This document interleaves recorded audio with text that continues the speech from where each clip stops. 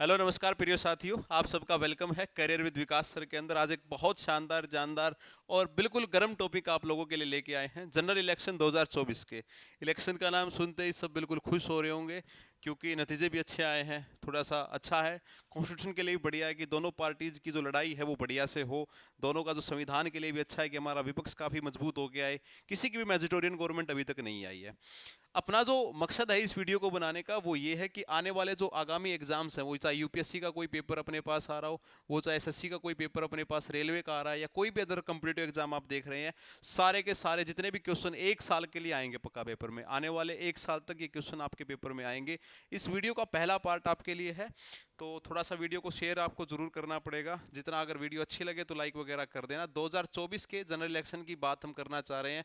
Mainly general election जो है लोकसभा का, आपको पता है कि जनरल इलेक्शन किसको बोला जाता है? लोकसभा के इलेक्शन को बोला जाता है। भारत निर्वाचन आयोग, इलेक्शन कमीशन ऑफ इंडिया की ड्यूटी होती है कि इलेक्शन को फ्री एंड फेयर करवाया जाए, पूरा निश्चित, पूरा स्वतंत्र रूप से, बिल्कुल किसी भी तरीके से पक्षपात हुए बिना। ये इलेक्शन कमीशन की ड्यूटी होती है कि अपना इलेक्शन कमीशन इसको फ्री एंड फेयर करवाए। अब की बार का थीम क्या था, अब की बार की टैग वर्डिंग क्या थी, अब की बार कितनी सीट्स थी, कितनों पे चुनाव हुए, कैसा क्या माहौल हुआ, क्या आपके लिए कोई टोल फ्री नंबर वगैरह दिया गया, सारी चीजें लोकसभा चुनाव 2024 के लिए करते हैं। थोड़ा सा वीडियो को स्टार्ट हम।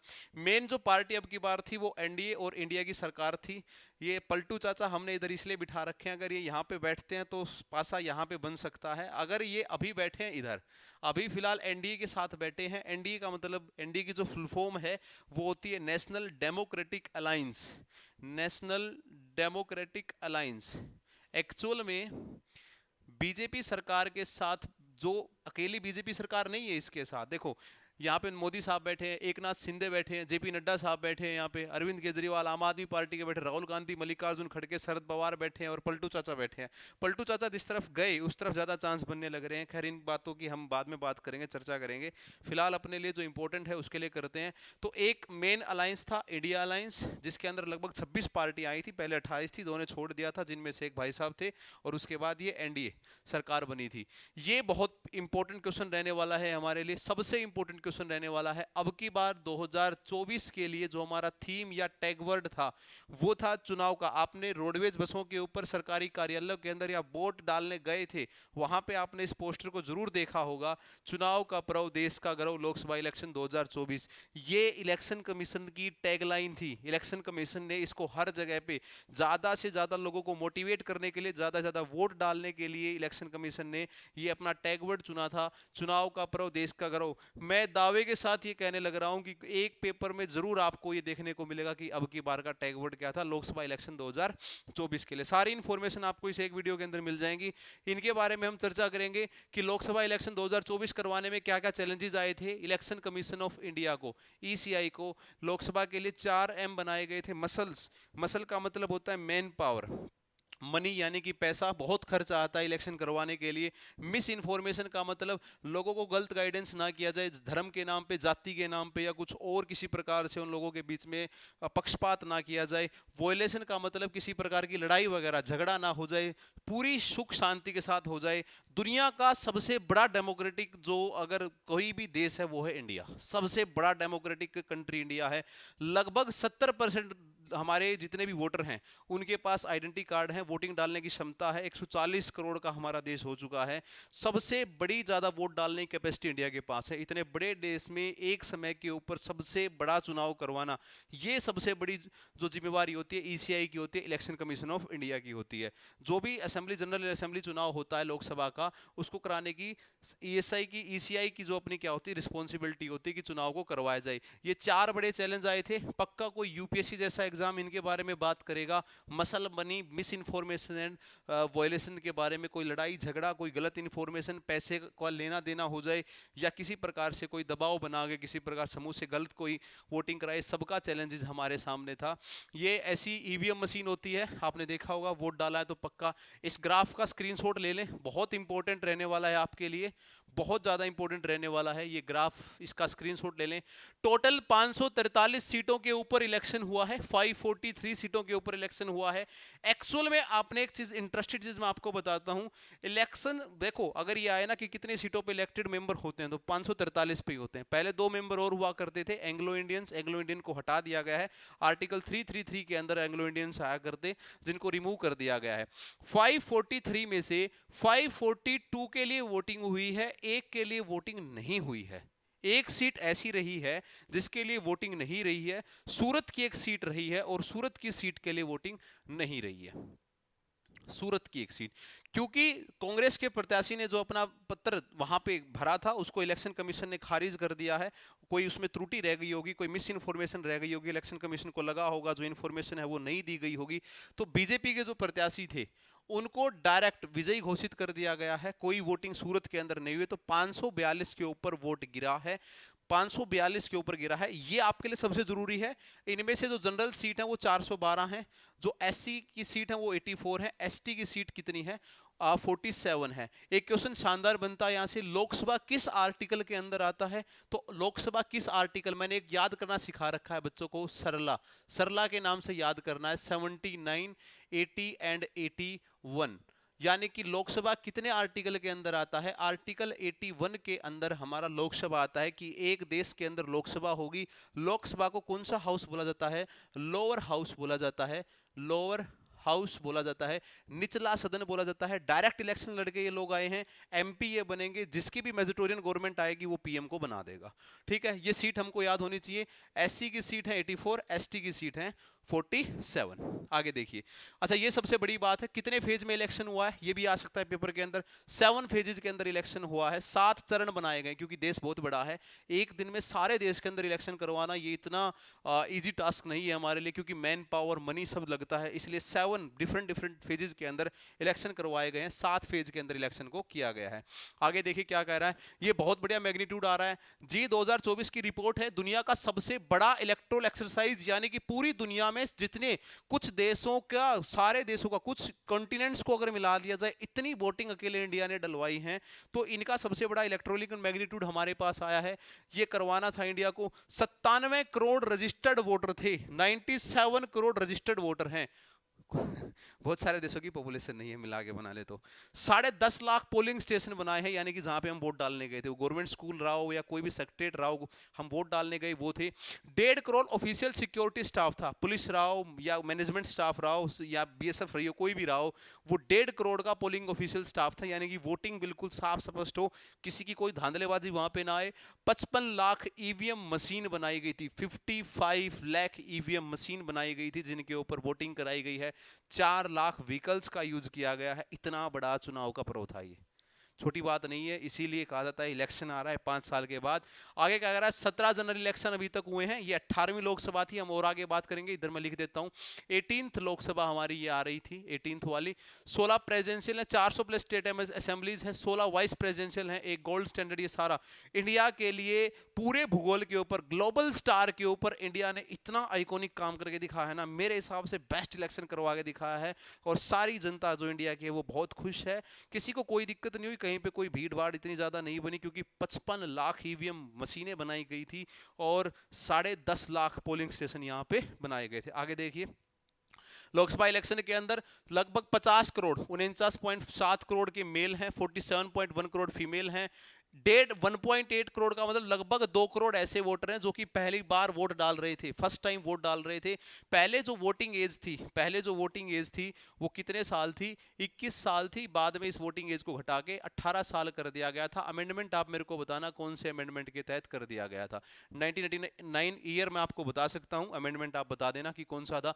19.1 लाख सर्विस इलेक्टोरल हैं, यानी कि जो जॉब करते हैं गवर्नमेंट सेक्टर के अंदर भागीदारी है। 88.4 फिजिकली हैंडीकैप बोल लो, आपको जो शारीरिक रूप से वो नहीं अच्छे से कर पाते हैं। 82 लाख ऐसे हैं जो 85 प्लस एज के हैं। ये बहुत बढ़िया बात है। हमारे पास 85 प्लस बूढ़ों की संख्या जो है ना बहुत कम हो रही है, क्योंकि India is a younger country. हमारे पास ज्यादातर जो है वो यंगर कंट्री के लिए नहीं है। 48,000 ट्रांसजेंडर हैं, 19.74 यंग वोटर जो अपने बिल्कुल नौजवान युवा हैं, और 2.18 लाख जो हैं सैनिटेरियंस आपके वोटर यहाँ से लिए गए हैं। ये पूरा का पूरा डाटा आपको दिया गया है। डिजर्व मोसाइक ऑफ इलेक्टोरल दिया गया है 96.8 करोड़ का, लगभग वही 95 करोड़ की बात हो रही है कि टोटल की अगर हम बात करें तो 97 करोड़ के लगभग हमारे पास वोटर थे अब की बार। आगे देखिए क्या कह रहा है। लोकसभा इलेक्शन 2024 जनरल इलेक्शन इनको बोला जाता है आम चुनाव, आम चुनाव इनको बोला जाता है। एक चीज और यहीं पे कर लेते हैं हम आम चुनाव को। जो फर्स्ट जनरल इलेक्शन हुए थे या पहले आम चुनाव हुए, पहले लोकसभा के लिए चुनाव हुए थे, वो कब हुए थे?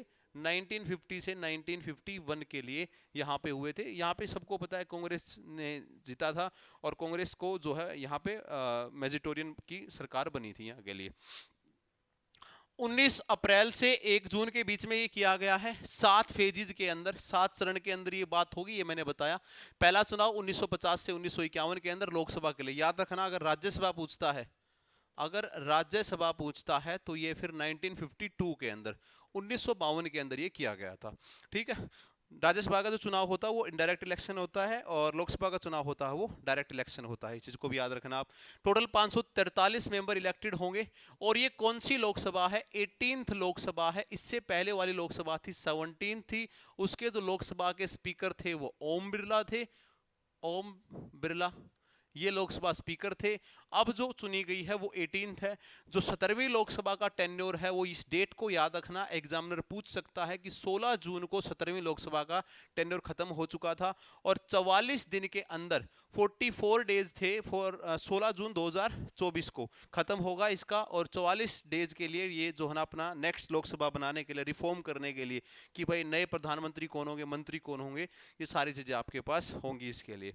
आगे देखिए, बिगेस्ट हैं हम दुनिया के अंदर, सबसे बड़ा लार्जेस्ट डेमोक्रेटिक इंडिया कंट्री बनता है, पहला पॉइंट है। अच्छा, जब ये लोकसभा के चुनाव चल रहे थे उसी के साथ साथ 4 स्टेटों के भी इलेक्शन हो रहे थे। उनमें से स्टेट याद जरूर रखना, अरुणाचल प्रदेश, सिक्किम, ओडिशा एंड आंध्र प्रदेश। इन 4 स्टेटों में लोकसभा के साथ साथ असेंबली, स्टेट असेंबली इलेक्शन भी करवाए गए हैं। स्टेट असेंबली इलेक्शन, जिनको हम अक्सर विधानसभा कहते हैं, स्टेट असेंबली इलेक्शन करवाए गए हैं इन 4 स्टेट के अंदर। ये भी हुए हैं साथ साथ।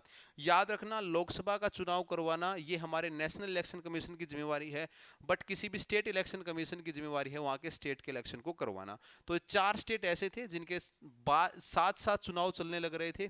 और क्या दिया गया है, ये बहुत अच्छी बात है, जिम्मेवारी किसकी है? इलेक्शन कमीशन ऑफ इंडिया की जिम्मेवारी है, ईसीआई की जिम्मेवारी है। ये क्या है? कॉन्स्टिट्यूशनल बॉडी है ना। कॉन्स्टिट्यूशनल का मतलब जिसके अंदर संविधान के अंदर जिक्र किया गया, संविधान ने जिसका गठन किया गया है। ये एक फ्री बॉडी है, जैसा मैं अगर आपको बिल्कुल समझाना चाहूं, फ्री एंड फेयर बॉडी है। किसका इसके ऊपर कोई अधिकार नहीं रहता है। कॉर्नर स्टेट है, यानी कि आधारशिला है इंडियन डेमोक्रेसी का। ये मैंडेट करती है इलेक्शन ऑफ कमीशन को कंडक्ट कराने के लिए। अच्छा, क्या क्या काम है इसके? अगर मैं वीडियो बनाने लग जाऊं बहुत बड़ी वीडियो बन जाएगी। वोटर लिस्ट जारी करना इलेक्शन कमीशन का काम है। डेट अनाउंस करना इलेक्शन कमीशन का काम है। कैंडिडेट लिस्ट अनाउंस करना इलेक्शन कमीशन का काम है। रिजल्ट अनाउंस करना इलेक्शन कमीशन का काम है। साइन अनाउंस करना इलेक्शन कमीशन का काम है। कौन सी पार्टी का क्या सिंबल होगा इलेक्शन कमीशन का काम है। कब इलेक्शन होगा इलेक्शन कमीशन का काम है। मामले में धोखाधड़ी हुई है कि नहीं हुई, रिजेक्ट करना है कि नहीं करना, इलेक्शन कमीशन का काम है। ये सारे के सारे काम जितने इंपॉर्टेंट होते हैं इलेक्शन कमीशन करता है। प्लस में जब भी इलेक्शन नियर बाई आते हैं तो हम एक शब्द सुनते हैं आचार संहिता। जब भी आचार संहिताएं लग जाती है, आचार का मतलब होता है कानून, यानी कि निविदा, यानी कि विधि। जब भी ये लगती है तो जितना भी आपका गवर्नमेंट बॉडीज है, गवर्नमेंट व्हीकल है, गवर्नमेंट ऑफिस है, गवर्नमेंट अथॉरिटी है, इन सब के ऊपर रूल आ जाता है। किसका रूल आता है? इलेक्शन कमीशन ऑफ इंडिया का। सबसे बेस्ट चीज है, बहुत बढ़िया है। देखो 4 पिलर हैं, 4 पिलर हैं, बिल्कुल 4 पिलर हैं। उनमें से मैं मानता हूं कि बहुत बड़ा पिलर ईसीआई है। जुडिशरी आपको पता है, जुडिशरी आपको पता है कि एक पिलर अपने लिए जुडिशरी है। एक आपको पता है एग्जीक्यूटिव है। एग्जीक्यूटिव के अंदर कौन कौन आएंगे? लोकसभा, राज्यसभा। ठीक है, ये अपने लिए एग्जीक्यूटिव के अंदर आएंगे। एग्जीक्यूटिव है। 3 हो गए। और फोर्थ, जिसको हम आजकल बहुत गलत नाम से बुलाते हैं, मीडिया। एक स्ट्रॉन्ग पिलर हो सकता है। जिस भी देश की मीडिया स्ट्रॉन्ग है उस देश के अंदर बहुत सापेक्षता है, बहुत क्लियरिटी है। अपना मीडिया इंडेक्स बहुत खराब है, लगभग इंडिया की शायद 103 रैंक यहाँ पे है, जो कि बहुत घटिया रैंक है ना। ईसीआई अपना मेन पिलर है, 4 पिलर माने जाते हैं कॉन्स्टिट्यूशन में डेमोक्रेसी को जिंदा रखने के लिए, तो डेमोक्रेसी के लिए माने गए हैं। इलेक्शन कमीशन के बारे में मैंने सारी तकरीबन बातें आपको बताई हैं। एक फ्री जुडिशरी बॉडी है, फ्री कॉन्स्टिट्यूशनल बॉडी है, संविधान के अंदर लिखा गया, ऐसा नहीं है कि कोई भी नया प्रधानमंत्री आए, कोई और आए, इलेक्शन कमीशन को हटा देना, कॉन्स्टिट्यूशनल बॉडी है बिल्कुल। ठीक है, आगे देखिए क्या कह रहा है इसके बारे में। और कौन सा आर्टिकल बताता है? 324, रट लेना भाई, पेपर के अंदर छपेगा।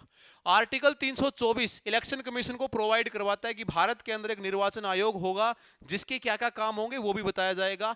निर्वाचन आयोग होंगे, अधिकार प्रदान करता है, चीफ इलेक्शन कमिश्नर होगा, इन सबका एक चीफ इलेक्शन कमीशन होगा। नंबर ऑफ कमिश्नर जो है वो डिफाइन नहीं किए गए, लेकिन सबके ऊपर एक चीफ इलेक्शन कमीशन जरूर होगा। मुख्य चुनाव आयुक्त जिसको हम बोलते हैं, और भी सदस्य इसके अंदर शामिल होंगे, और ये अपॉइंट किए जाते हैं प्रेसिडेंट के द्वारा, किए जाया करते, अब नहीं किए जाएंगे। अब इसको बनाने का रूल बदल दिया गया है मोदी सरकार के अंदर। चीफ इलेक्शन कमीशन को बनाने का रूल, एक कमेटी बनाई जाएगी, जिस कमेटी के अंदर प्रेसिडेंट भी होंगे, जिस कमेटी के अंदर अपोजिशन का लीडर अभी तक शामिल नहीं किया गया है। इस कमेटी के अंदर जो सरकार बनी हुई है उसका पीएम यानी कि खुद प्राइम मिनिस्टर साहब भी मौजूद होंगे। सुप्रीम कोर्ट के जज, अभी सिर्फ 3 नाम आए हैं, 4 नाम होने चाहिए मेरे हिसाब से। विपक्ष के नेता को भी वहां बिठाना चाहिए, क्योंकि जितनी जरूरी सरकार है उतना ही जरूरी अपोनेंट है, उतना जरूरी अपने लिए विपक्ष है।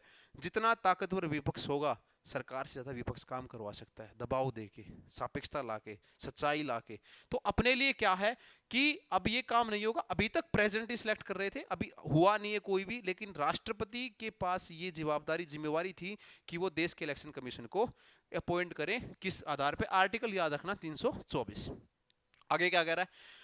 इसका तो टेन्योर होगा, कितने साल का होगा? 6 साल का, या तो 6 साल टेन्योर हो जाए या 65 ईयर का हो जाए, 65 साल एज हो जाए या 6 साल हो जाए, दोनों में से जो भी पहले होगा वहां होते ही उसका इलेक्शन कमीशन का अपना टाइम पूरा हो जाएगा। और ये एक्ट कब आया था? 1991 में, ये भी याद रखना। बहुत बढ़िया बढ़िया डाटा है जो कि पेपर के अंदर आपसे पूछेगा। ठीक है, chief election commissioner and 2 election commissioners are get the same salary to that of जज ऑफ सुप्रीम कोर्ट। एक तो chief election commission of India को और 2 और सदस्यों को बराबर सैलरी मिलता है, कितनी जिनको मिल रही है सुप्रीम कोर्ट के जज को सैलरी मिलती है, इनको बराबर। मुख्य चुनाव आयुक्त को और इनके अलावा 2 और चुनाव आयुक्तों को सर्वोच्च न्यायालय के न्यायाधीशों के बराबर पेमेंट मिलता है सैलरी के रूप में। ठीक है, क्या कह रहा है? फर्स्ट चीफ इलेक्शन कमिश्नर कौन थे? सुकुमार सेन। इंपॉर्टेंट क्वेश्चन है, बहुत बार हमने देखा भी है, पेपर के अंदर आया है सुकुमार सेन का। अभी कौन है? राजीव कुमार जी। ये लो, फोटो भी अच्छी आई है। अच्छा, ये मेरे को एक बहुत बहुत अच्छी बात लगी है कि जब ईवीएम के ऊपर क्वेश्चन उठाए गए थे तो ये वो आदमी थे, शायद ये उसी प्रेस कॉन्फ्रेंस की फोटो है जब इन्होंने ईवीएम को लाके मीडिया के सामने रख दिया था और कहा था कि आप, चैलेंज करता हूं मैं, आप चेक कीजिए ईवीएम को, अगर कोई गलती आपको लग रही है तो। इन्होंने ईवीएम को सामने रख दिया था। Chief election commissioner of India एक बहुत बड़ा पद है, उस पद की बहुत बड़ी गरिमा है, इंडिया का कॉन्स्टिट्यूशन डेमोक्रेटिक ये लेके चलते हैं। तो currently chief commissioner Rajiv Kumar है। बहुत इंपॉर्टेंट क्वेश्चन ये भी अपने लिए बनने वाला, पेपर में छा सकता है। 2 और कौन है? ज्ञानेश कुमार और सुखबीर संधू। ये दोनों नाम भी आप याद रखना, हो सकता है वो पूछ ले कि 2 और आयुक्त कौन है। ये 2 और आयुक्त हैं, राजीव कुमार जी का हमने रखा। ठीक है, इनसे पहले का नाम आपको याद हो तो जरूर बताना। ईवीएम की फुल फॉर्म है इलेक्ट्रॉनिक वोटिंग मशीन। ये हमने बताया कि लगभग 55 लाख ईवीएम बनाई गई हैं। ईवीएम बनाने का काम किसको दिया गया? Bharat electronic limited, government body है, बीईएल, जिसका हेडक्वार्टर बेंगलुरु के अंदर है। बेंगलुरु के अंदर इसका हेडक्वार्टर है बीईएल का, और मैन्युफैक्चर करती है ईवीएम्स को ये एक और कंपनी है, वो भी करती है, लेकिन अब की बार सारी ईवीएम सिर्फ बीईएल से करवाई गई है, गवर्नमेंट बॉडी है, यहाँ से करवाई गई है। 55 लाख ईवीएम को बनवाया गया, 55 लाख ईवीएम से इलेक्शन जो है ना लड़वाया गया है।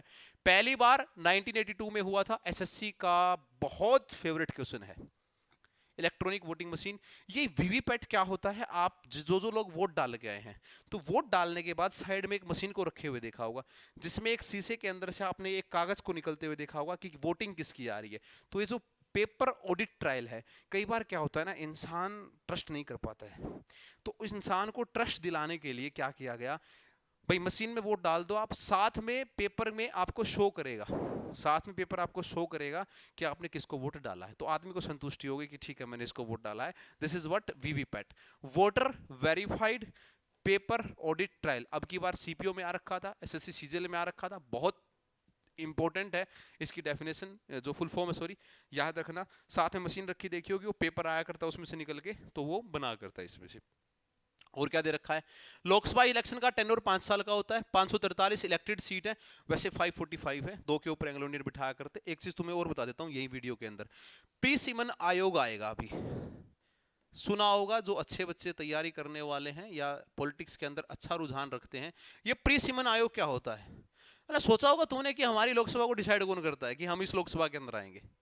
कौन डिसाइड करता है कि हम इस लोकसभा के अंदर, हमारा जो गांव है, हमारा जो शहर है, हमारा जो कस्बा है, टाउन है, वो इस लोकसभा के अंदर आएगा? या एक लोकसभा के अंदर कितनी कितनी जनसंख्या होगी, हर बार ये कैसे कौन डिसाइड करता है? दिस इज प्री सीमन आयोग। 2026 के अंदर अगेन प्री सीमन आयोग एक्टिव हो जाएगा। आप एक चीज को देखोगे कि अगले इलेक्शन तक नंबर ऑफ सीट बढ़ी मिलेंगी और आपका जो लोकसभा क्षेत्र है उसमें बदलाव देखने को मिलेगा, बढ़ेंगे, इंक्रीज होंगे। आपका कहीं और टाउन आ सकता है, हो सकता है कि आपका जो लोकसभा क्षेत्र था उसके अंदर कोई और एरिया आ जाए। ये डिसाइड करने की सारी शक्ति प्री सीमन आयोग की होती है। इसीलिए आप एक चीज और महसूस करोगे कि लगभग हर लोकसभा क्षेत्र के पास तकरीबन, अगर वो यूटीज नहीं है या नॉर्थ ईस्ट स्टेट नहीं है, तो नंबर ऑफ जो पॉपुलेशन है वो अराउंड ऑफ इक्वल मिलती है, ऐसा पक्का देखने को मिलेगा आपको। ठीक है, तो जनरल 412, एससी 84, और मैंने आर्टिकल आपको बता ही दिया था 81st आर्टिकल जो है, या ये आपके लिए क्या आएगा, ये लिस्ट बहुत इंपॉर्टेंट है, ये लिस्ट आपके लिए बहुत इंपॉर्टेंट है। सबसे ज्यादा सीट की अगर मैं बात करूं तो अपने पास यूपी जो है, उत्तर प्रदेश जो है, सबसे ज्यादा सीट अपने पास रखता है। तो नंबर 1 जो है, सबसे कम सीट रखने वाला अपने पास चंडीगढ़ के लिए, पुडुचेरी के लिए, लक्षद्वीप एक एक, लद्दाख, इन सब के पास एक एक सीट है। दादर नगर हवेली के पास 2 सीट आ रही हैं, हरियाणा के पास 10 सीट आ रही है, बिहार के पास 40 सीट आ रही हैं, सबसे ज्यादा यूपी की सीट है। सेकंड नंबर पे महाराष्ट्र है, हाँ महाराष्ट्र 48, ठीक है, महाराष्ट्र सेकंड नंबर पे आता है। और अभी बिहार, इसलिए बिहार करिश्मा कर रहा है ना, नीतीश कुमार इंतजार में बैठे हैं, ठीक है, कि किसकी तरफ वो जाएं, वो हम पार्ट 2 बनाएंगे, कैसे क्या हो सकता है। गाइडलाइंस एंड चैलेंजेस, क्या क्या गाइडलाइंस थी? जो इलेक्शन कमीशन ऑफ इंडिया था, एक तो इन्होंने टोल फ्री नंबर जारी किया, टोल फ्री नंबर था 1950, पेपर में पूछ चुका है पहले, कहीं सोचोगे सर आप क्यों लिखवा रहे हो, हमें क्या फोन करना है, भाई अपनी जगह है ना, करना पड़ेगा। 1950 इन्होंने टोल फ्री नंबर जारी किया था कि आप 1950 पे कॉल करके बताएं कहीं पे आपको लग रहा है कि इलेक्शन में कोई दिक्कत आ रही है, कोई ईवीएम काम नहीं कर रहा, कोई गड़बड़ कर रहा है, टोल फ्री नंबर एक्टिव किया गया। ठीक है, पैनिक बटन दिया गया, यानी कि बैलेट से करवाए गए जो भी एज्ड पर्सन थे उनके लिए पेपर बैलेट घर पहुंचाए गए। अब की बार आपने देखा भी होगा, जो भी बुजुर्ग आदमी थे उनके लिए पेपर बैलेट घर पे पहुंचाए गए और वोट डलवाए गए कि डालो, आप भी वोट डालो। ये सब क्यों किया गया? नंबर ऑफ वोटर्स की भागीदारिता को बढ़ाने के लिए, वोटर्स की भागीदारिता को इंक्रीज करने के लिए, कि और ज्यादा डेमोक्रेटिक कंट्री बने हम, और डालनी चाहिए वोट। वोट आपका अधिकार है, बहुत बड़ा अधिकार है। इसी जन्मसिद्ध अधिकार के लिए विपिन चंद्र पॉल या कितने बड़े, महात्मा गांधी से लेकर सुभाष चंद्र बोस तक, कितने बड़े लीडर्स ने अपने जीवन को न्यौछावर किया। तो वोट डालना चाहिए, पहली बात। अच्छा, इसके लिए नेशनल जो अपना इलेक्शन कमीशन है, इलेक्शन कमीशन है, इन्होंने ब्रांड एम्बेसडर बनाए, जिसमें सबसे बड़ा नाम था नीरज चोपड़ा। नीरज चोपड़ा, यानी कि ज्यादा ज्यादा लोग वोटिंग करें ये बताने के लिए नीरज चोपड़ा को बनाया गया। सचिन तेंदुलकर को बनाया गया, सचिन तेंदुलकर को बनाया गया। और एक नाम है पंकज त्रिपाठी, कालीन भैया है ना, ये समझ गए हो गया अब आप, मिर्जापुर वाले पंकज त्रिपाठी, ठीक है। तो ये इनको बनाया गया national youth icon. Neeraj Chopra को बनाया गया, सचिन तेंदुलकर को बनाया गया, ठीक है, इनको यूथ आइकॉन बनाया गया था। और हाँ, एक लेडीज थी पीवी सिंधु, पीवी सिंधु को भी बनाया गया था कि आप ब्रांड एम्बेसडिंग करें, किसकी करें, इलेक्शंस की ब्रांड एम्बेसडिंग करें, और आप ये करें, इलेक्शंस को बताएं कि ज़्यादा से ज़्यादा लोग वोट डालें और इसके लिए काम करें। ठीक है, नेक्स्ट देखिए भाई, थीम क्या था ये मैंने आपको दिखाई दिया पहले, चुनाव का पर्व देश का गौरव, नेशनल वोटर डे। ये एक और क्वेश्चन हमने ऐड किया है, बहुत प्यारा क्वेश्चन है, एक वीडियो में मेरे हिसाब से तो देखो, बाकी तो भगवान है नहीं, तकरीबन क्वेश्चन आपकी वीडियो से बन जाएंगे। नेशनल वोटर डे सेलिब्रेट किया जाता है 25 जनवरी को, 25 जनवरी को नेशनल वोटर डे सेलिब्रेट किया जाता है।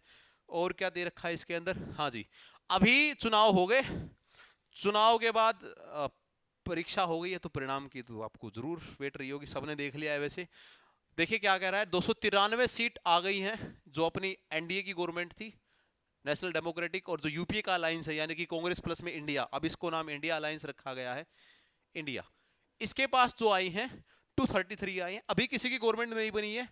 मेजोरिटी के लिए दिया गया है ये सिंबल, देखो 272 चाहिए, 272 चाहिए हैं। अब किसकी सरकार बनेगी किसकी नहीं बनेगी ये आपको लाइव अपडेट मिलती रहती है, हमने बता दिया है।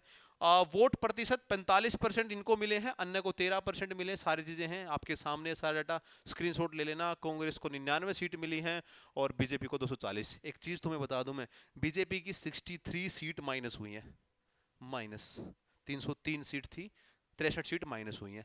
और इनकी सीट मेरे हिसाब से 54 शायद इंक्रीज हुई हैं, 48-50 यानी कि लगभग जो है ना 50 के करीब सीट इनकी इंक्रीज हुई है। ठीक है, तो ठीक है, जैसा भी है अच्छा है, लेकिन सरकार बनेगी जिसकी 272 प्लस की बन जाएगी। तो वो किसकी बनती है वो भी देखेंगे हम। आगे कह रहा है किस पार्टी को कितनी सीट मिली, कहां कहां से, तो भारतीय जनता पार्टी को 240 मिली है, बढ़त बिल्कुल नहीं है इनको। ठीक है, ये दिया ही नहीं गया डाटा शायद। कांग्रेस को 99 मिली है, समाजवादी पार्टी 37 मिली है, और ये सबको दिया गया है, सारा आपको लेखा जोखा आपके सामने है। आपकी जो जो सरकार है वो आप देख लो। एक क्वेश्चन मैं आपसे पूछूंगा, इस लोकसभा इलेक्शन के अंदर 18th लोकसभा इलेक्शन के अंदर 18th लोकसभा इलेक्शन के अंदर कितनी नेशनल पार्टीज इलेक्शन लड़ रही थी, कितनी नेशनल पार्टीज इलेक्शन लड़ रही थी? इसका आंसर मैं आपसे कमेंट बॉक्स पे चाहूंगा। दूसरी बात, कोई पार्टी नेशनल पार्टी है या नहीं है इसको बताने का हक है इलेक्शन कमीशन ऑफ इंडिया के लिए। उसके लिए क्या क्या टर्म्स कंडीशन होंगी, कैसे क्या होंगे, वो हम आपको सब बताएंगे हमारी पॉलिटी की जब क्लासेस लगेगी या पॉलिटी की जब हम वीडियो डालेंगे। उम्मीद है आपको इसके अंदर सारी चीजें अच्छे से बताने का काम हमने किया है। ये सारा लेखा जोखा था अपने पास 2024 के इलेक्शन के लिए। पार्ट 2 हम इसका जरूर बनाएंगे आपके लिए, कौन सरकार बनाएगा, कैसे बनाएगा, किसको कौन सा मंत्री पद मिलेगा, कैसे मंत्रिमंडल का विस्तार होगा, कितने मंत्री पद बन सकते हैं, कैसे बनाया जा सकता है, पूरी प्रोसेसिंग, कैसे गवर्नमेंट बनती है, हम ये पार्ट 2 आपके लिए लेके आएंगे। पहले पार्ट 1 को बहुत बढ़िया प्यार दें, शेयर करें, लाइक शेयर जो भी आपको लगता है जितना आगे से ज़्यादा फॉरवर्ड कर सकते हैं आप जरूर करें, और ऐसी वीडियो के लिए चैनल को ज्वाइन कर लें। थैंक यू सो मच, जय हिंद, वंदे मातरम।